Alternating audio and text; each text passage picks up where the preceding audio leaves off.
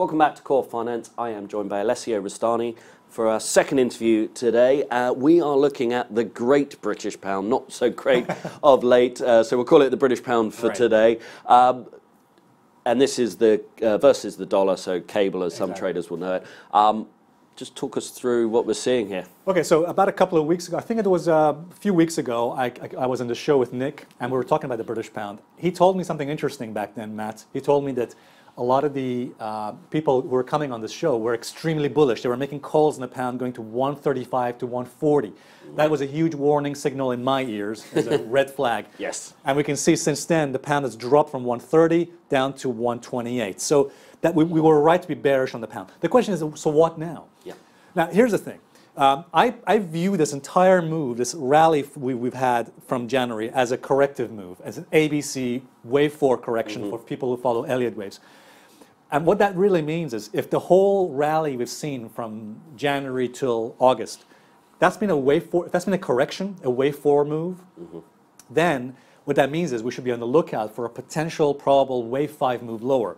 That's pretty bad for the British pound because a wave 5 move would mean that we're, as we can see on that chart, guys, if indeed that's correct, if we're heading for a wave 5 move lower, and if this wave count we've seen here is correct, that means that blue path that I've drawn there is potentially could be the one we should be looking at. In other words, a new 1, 2, 3, 4, 5 wave move down to retest the January lows near 120. That's a pretty. I have to say, I wish I could be so brave as to make that kind of call. We'll have to wait and see. And I would say, and I would just say this, Matt. If we take out the lows of August, 127.70. If we take out those lows, then yes, I'll be more confident we're heading down for that wave 5 move lower to retest the previous lows. But the green as well, is this a potential to sell on strength? Okay, so the green path that I've shown on that chart is the probability that maybe we're going to go and retest some previous support. So maybe we're going to retrace back to the 61.8% and maybe even retest the August highs before we make that